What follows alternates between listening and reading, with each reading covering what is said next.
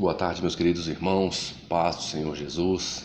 Eu sou Everton Ricardo e temos mais um vídeo para o nosso canal. Hoje eu quero tratar de um assunto um tanto quanto polêmico, que é a carne de porco. Pode ou não pode? O que a Bíblia nos diz sobre o consumo de carne de porco? A princípio, irmãos, eu gostaria de estar lembrando os irmãos que puderem tiver interesse nesses assuntos. Eu fiz um primeiro vídeo que eu falo um pouco sobre a inspiração bíblica e dentro desse vídeo eu deixei claro que a Bíblia faz menção sobre 3 cartas de Paulo que não estão na Bíblia, e o propósito principal disso é o quê? Que todos os livros que estão na Bíblia, todos os 66 livros, se estão aqui é porque são de suma importância para nós.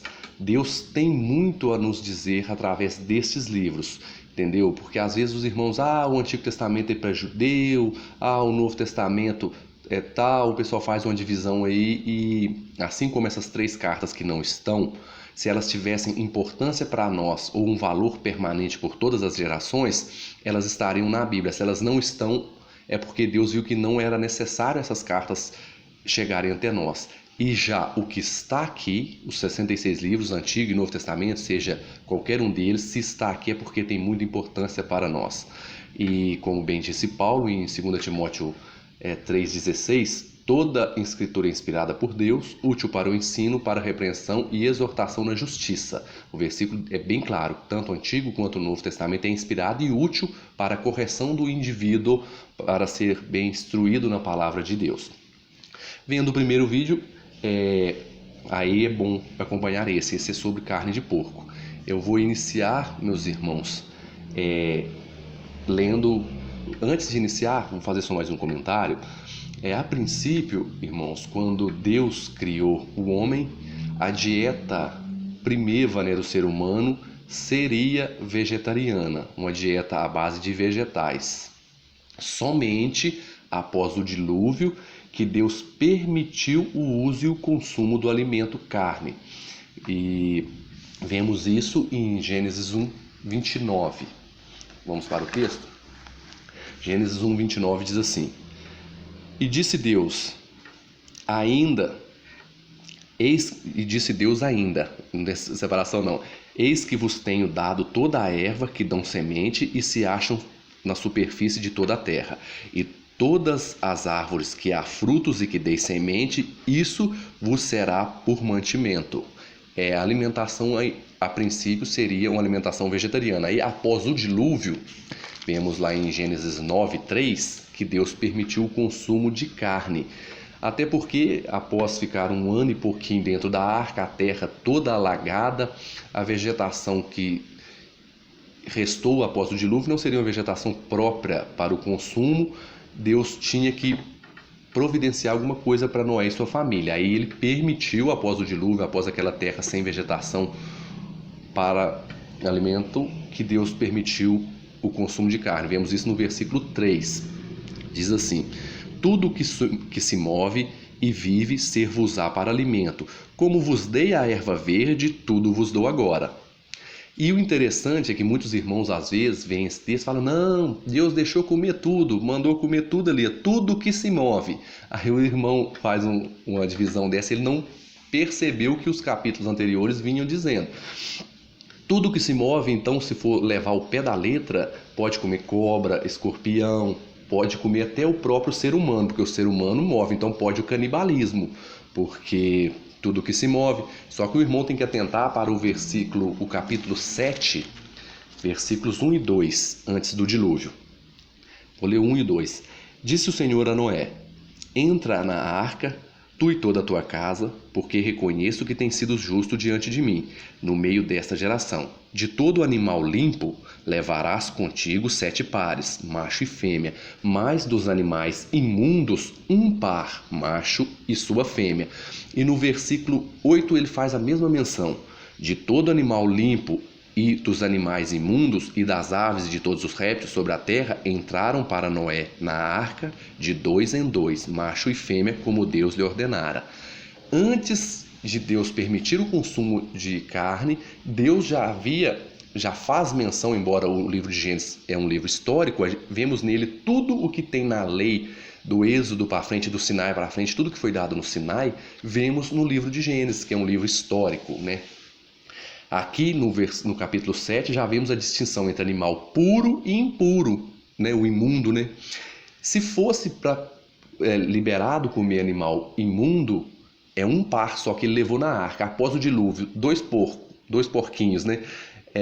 Noé comia o macho, por exemplo, ficaria só a fêmea, a raça de porcos estaria extinta da face da terra. Por quê? Por que Deus deixou um par de animal imundo? Porque se fosse necessário, depois do dilúvio, comeria o animal limpo. O impuro, não, o imundo não era para ser alimento, nunca foi, desde o princípio. Mesmo após Deus permitir o uso do consumo, né, de carne.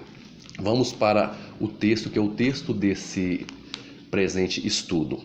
Antes de lermos Levítico 11, versículo 7, eu peço aos irmãos que acompanhem na Bíblia, se tiver uma Bíblia em casa, acompanhe a leitura. Leia também o capítulo todo, porque aqui eu tento fazer uma coisa bem resumidinho, para não demorar muito. E eu trouxe algum material aqui, alguns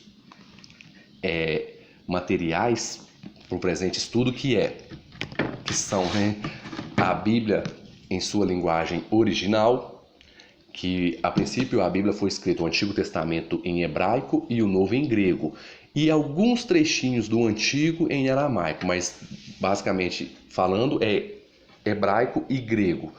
O Antigo Testamento, não sei se a câmera vai pegar, se os irmãos conseguem ver, o Antigo Testamento escrito em hebraico é essa letrinha aqui.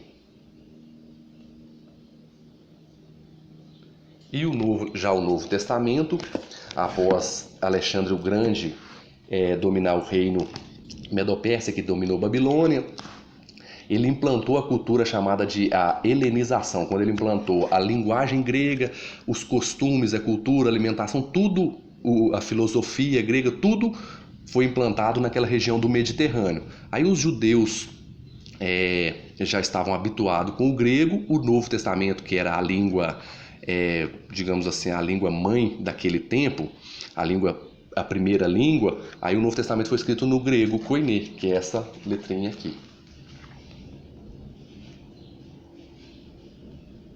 Não sei se a câmera vai pegar direitinho. Aí vamos utilizar esse material e após Alexandre o Grande implantar a helenização, né, os judeus foram desacostumando com o hebraico e não conseguindo mais ler o hebraico, entender o hebraico. Deus levantou 70 homens para fazer uma tradução do Antigo Testamento, que originalmente foi escrito em hebraico, para traduzir o Antigo Testamento para o grego koiné, que é o grego que foi escrito o Novo Testamento. Isso 200 anos antes de Cristo. E é um dos materiais que vamos usar, a Septuaginta, que é a tradução dos 70, né? Que a princípio era para ser traduzido só o Pentateuco, os 5 primeiros livros. Aí alguns outros autores que não são os 70 traduziram o resto do Antigo Testamento, passando o Pentateuco para a língua do Novo Testamento. Não sei se os irmãos conseguem ver. Eu vejo isso, irmãos, a Septuaginta, como uma forma de Deus agir na história, trabalhar dentro da história. Aquele povo não entendia mais o Antigo Testamento, Deus fez com que eles entendessem na língua que era a língua falada naquela época. E isso, meus irmãos, nos ajuda muito, porque vou ler o versículo 7 de Levítico e vamos entrar um pouco mais no assunto. A lista dietética de Levítico, os animais que podem ou não ser consumidos, no versículo 7 diz assim: também o porco, porque tem unhas fendidas e o casco dividido, mas não rumina, este vos será imundo. O porco é imundo, não é próprio para o consumo humano. E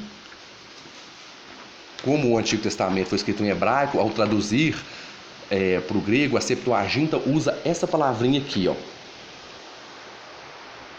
akatarton. Aqui o versículo 7, aqui tem azul, akatarton. Aqui embaixo, akatartá, que é o plural, né? Vemos a palavrinha em cima de novo, que aqui é o versículo 5, 6, 7 e 8 de Levítico da Septuaginta. Eu escaneei e imprimi maior para dar para os irmãos verem. Guardem bem essa palavrinha, akatarton. Aqui, se eu não estou enganado, ela está conjugada na segunda declinação do acusativo, que é a forma grega de escrever. Akatartá é plural, mas ela na sua forma simples é akatartos.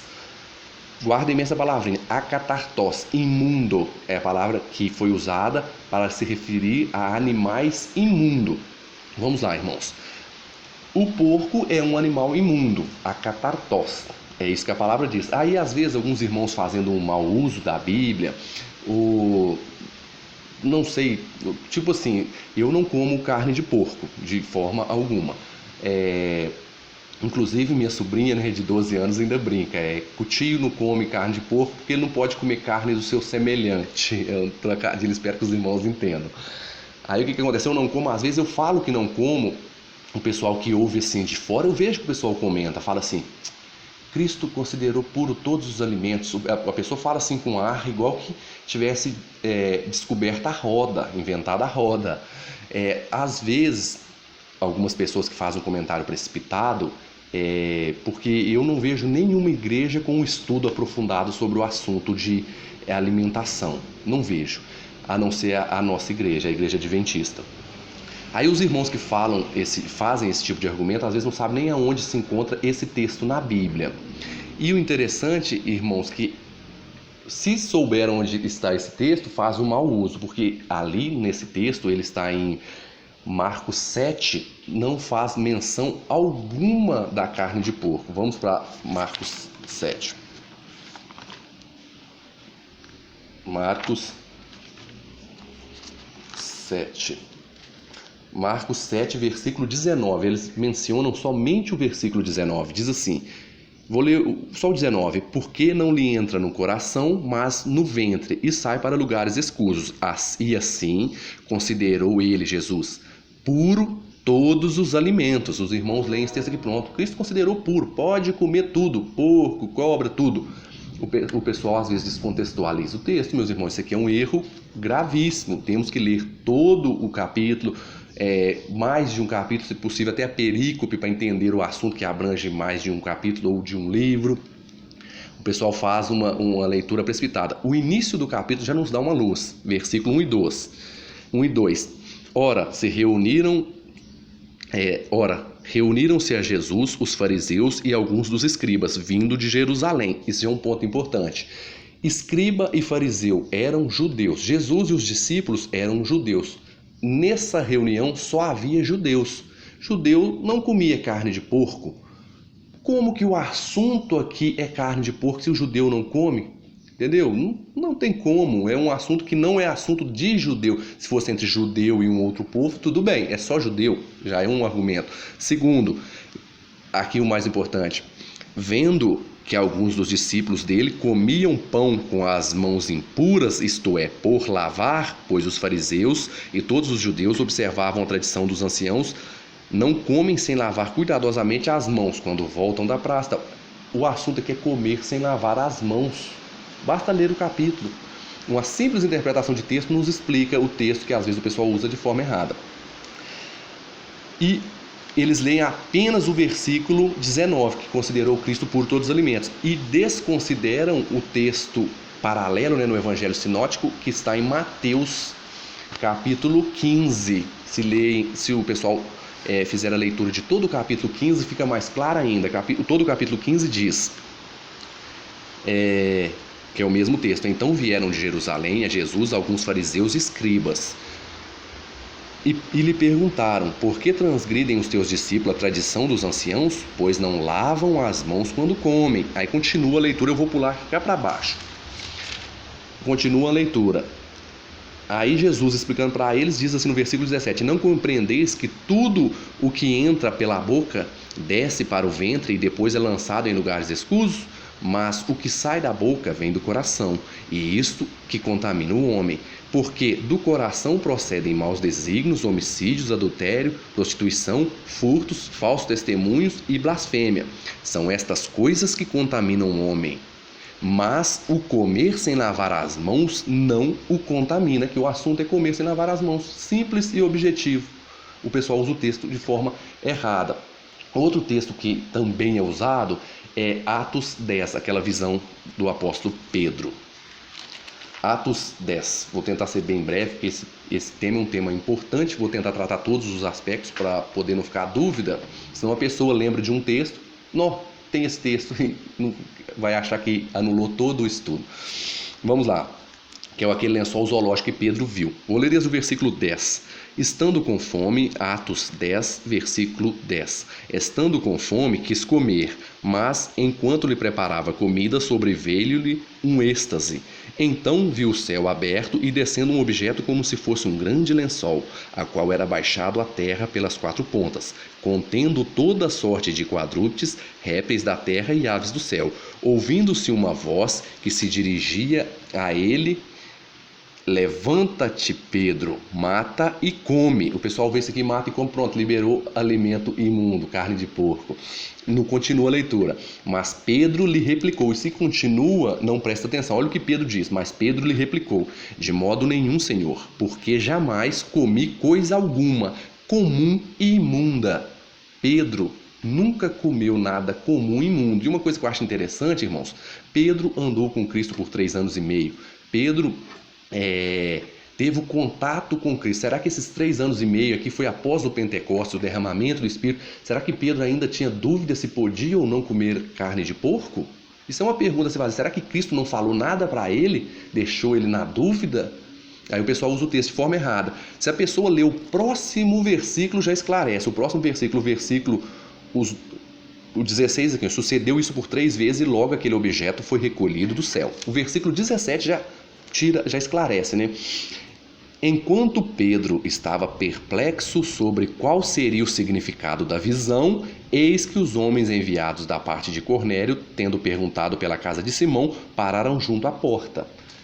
Pedro estava perplexo qual seria o significado da visão. Pedro não entendeu e o pessoal quer entender e falar que é liberando carne de porco. Isso é um erro gravíssimo.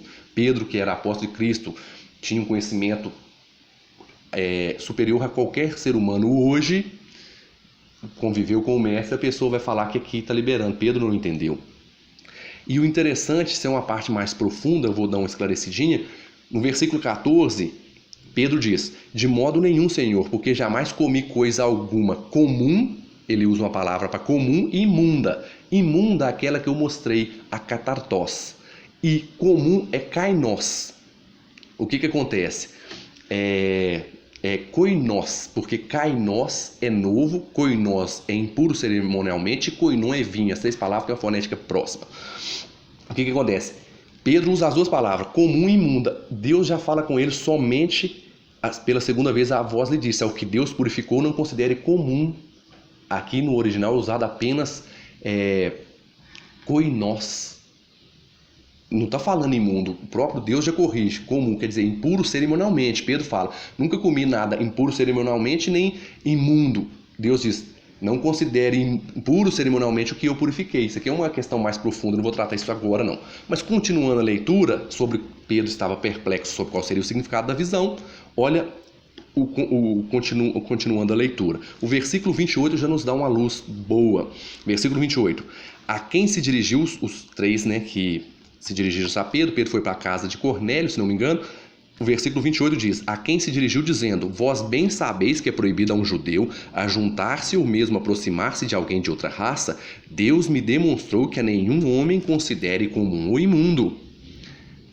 Vemos que o comum e imundo o judeu era proibido de ajuntar aos gentios, ao pessoal de outra raça, aos samaritanos. No entanto, quem estuda sobre o templo tinha o pátio dos gentios. Eles não podiam passar aquela parte para frente porque era proibido a eles. Eles eram considerados imundo cerimonialmente. Essa é a questão. O judeu não podia nem se aproximar de um gentio. Aí o pessoal usa essa coisa para liberar esse texto, né, para liberar a carne de porco.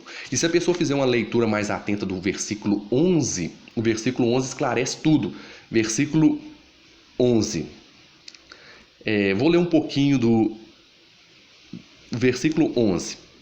Quando Pedro subiu a Jerusalém e eram da circuncisão, Quando Pedro subiu a Jerusalém, os que eram da circuncisão o arguiram, dizendo: Entrastes na casa de homem circunciso e comestes com ele? Então Pedro passou a fazer-lhe uma exposição por ordem, dizendo: Eu estava na cidade de Jope, orando num êxtase, tive uma visão que observei de ser um objeto, como se fosse um grande lençol baixado pelo céu para as 4 pontas, até perto de mim. Fitando os olhos para dentro dele, vi quadrúpedes da terra. Aí continua falando. Aí eu vou pular um pouquinho aqui. Então o Espírito me disse que eu fosse com eles sem hesitar. Foram comigo também esses 6 homens e irmãos e entraram na casa daquele homem. Ele me contou como vira o anjo em pé em sua casa e lhe dissera: Envia a Jope, manda chamar Simão por sobrenome Pedro, qual te dirá palavras mediante as quais será salvo tu e toda a tua casa. Quando, porém, comecei a falar, caiu o Espírito sobre eles, como também sobre nós no princípio. Então me lembrei da palavra do Senhor, quando disse: João, na verdade, batizou com água, mas vós sereis batizados com o Espírito Santo.